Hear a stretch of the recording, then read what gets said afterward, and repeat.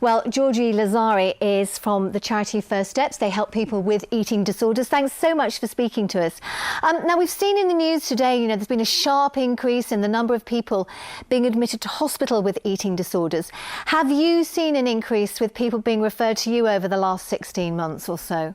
Yes, we absolutely have. We've had a really sharp increase in referrals to First Steps since the pandemic started, circa sort of 49% in general, with sort of a staggering 43% of those being from children and young people. So we are really noticing more people struggling with their eating habits since the pandemic started. That's frightening, isn't it? I mean, we heard Eleanor describe her experience of anorexia, but that's only one of the eating disorders, isn't it? It is, and it's quite a common misconception that sometimes is the only one. I think quite often people feel that there is only one sort of disorder, and it's a restricted nature, and that just isn't the case. In fact, there are far more people out there struggling with non-restrictive disorders, but the services that can support and help them aren't as readily available.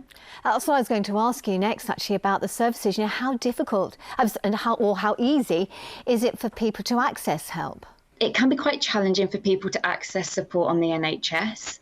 If you have an eating difficulty, the likelihood is that you would have to meet quite a stringently low BMI threshold to access standard services.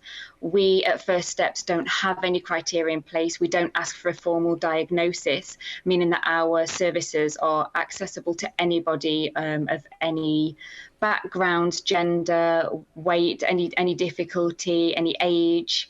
We don't discriminate at all, and anybody is welcome to access the services that we provide. Well, that's brilliant. And you're called First Steps, and we say thank you so much for speaking to us, Georgie. Thank you very much.